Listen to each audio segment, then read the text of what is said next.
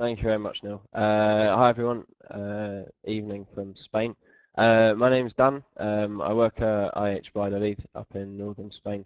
And this is my 10 minutes on back channeling, reacting in conversation.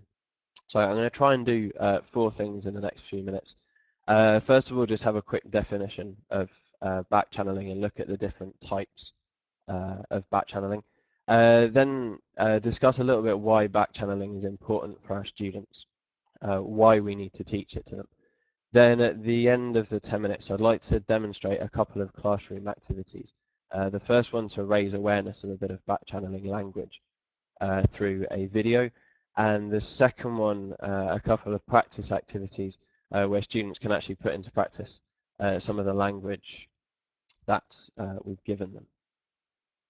So first of all, just to define back channeling, I've taken this quote from About Language, the Thornbury book, who describes back channeling as the things that listeners say to show that they are listening and to demonstrate conversational involvement, even when they're not holding the floor. So it's an incredibly important part of conversation, but I think one that we too often overlook as teachers. You could divide back channeling into 4 parts, which are on the slide there. The first being non-lexical. So these noises like and that we make all the time in conversation, perhaps without realizing it, but they do convey meaning as well. The second group is kind of phrasal utterances, which are generally 1 or 2 words, like really, or I see, or oh right. The third group, slightly longer utterances, becoming full sentences, substantive utterances, which generally ask for clarification or repetition of what the other person in the conversation has said to you. And the fourth group, although it's not asking students to produce language, paralinguistic features Audrey, as well, like facial news? expressions and hand gestures, Oh, still convey a lot of he meaning hasn't. in I know. conversation, and we need to try and get our students He doing doesn't that deserve you, well. Audrey. He really doesn't.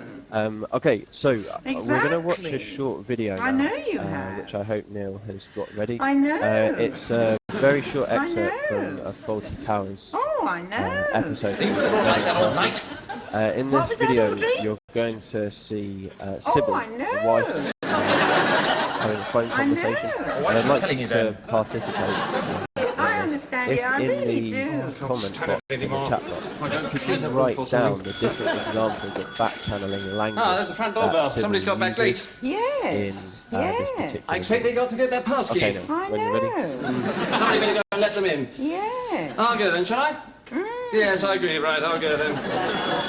I mean, you know who that is, don't you? I mean, that's your pair, the Kama Sutra set. Good evening. Welcome to Basil Faulty Knocking Shops Limited. No, dear, it's only Basil.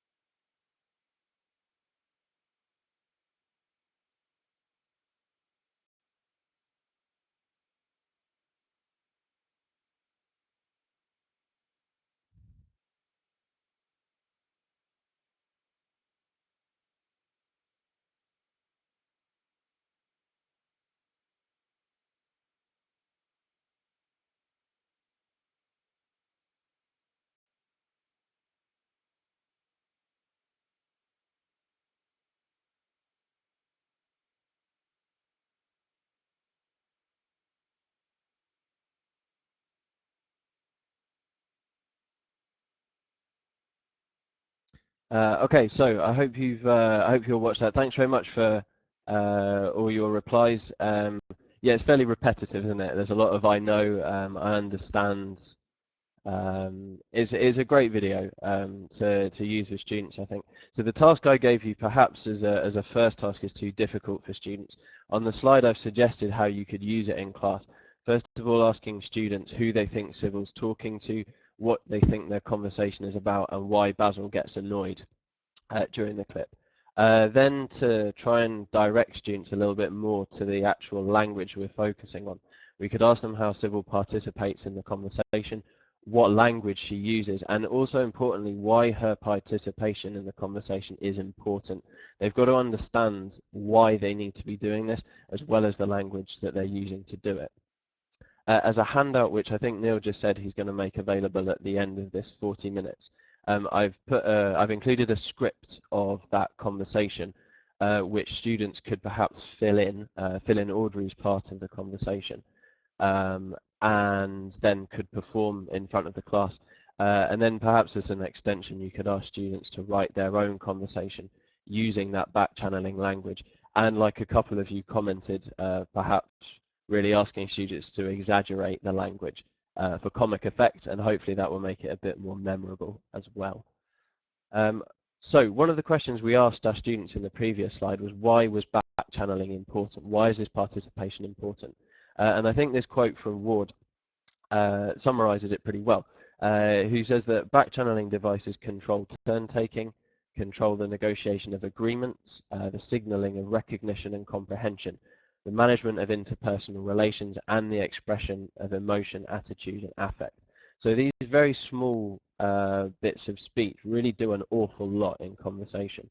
And I quite like this phrase that I found in an essay by Lambert, this idea of engaged listenership, the desire of the listener to portray active, supportive, and polite listenership.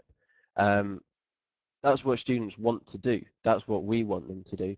But in L2, it doesn't come naturally for a lot of them. So we need to teach this, I think, as a particular skill. I hope you think that is a word, Hannah. I promise I haven't just invented it. So to move on to the second activity, this one I thought for lower levels. Again, as a handout, I've included an adapted version of this activity from Fast Forward 1. The handout includes some student role play cards with good and bad pieces of news on them, as well as these phrase cards which you can see in the photo. The phrase cards have different back channeling phrases on them, some for reacting to good news, some for reacting to bad news. So first of all, perhaps with the lower levels, you could hand out the cards, get them to separate the cards like I've done, according to whether they would be used to respond to good or bad news. Then working in pairs, student A could read a piece of good or bad news off their prompt card. Student B would then have to choose what they think is an appropriate reply to that phrase. And then the emphasis would be on the students continuing the conversation. So I've just included a little example. The piece of news that student A has chosen is, my cat has just died. Student B recognizes that that's a bad piece of news, you would hope, and has chosen that's terrible as a response to that. They then continue the conversation with a supplementary question. For higher levels, this is an activity that my DOS suggested, which I quite like, and I've done it in a workshop here in Valladolid with my colleagues, and it worked really well. Even with native speakers. So in this case, all the phrases are actually jumbled up, so the students have no idea which ones should respond to good and bad news. They then repeat the activity as before, so student A reading a piece of good or bad news to their partner. However, this time student B is turning over a card at random, and they have to use intonation and context and a bit of imagination to fit that reply into the conversation. I've given you another example here. Student A's news was, I've just got engaged. You would hope student B recognizes that as a piece of good news. However, the card that they've turned over is don't worry. So how could they use that to fit it into the context? Perhaps, don't worry, we can still go out every so often. And then the students again continue the conversation from there. So a brief conclusion before I finish. I think 3 points. First of all, I think very briefly, I've demonstrated that back-channeling is really a critical part of conversation, and also that students are unlikely to naturally produce this language in L2. We need to make them aware of it, and we need to teach it to them. And I think even though the activities that I've suggested are very much focused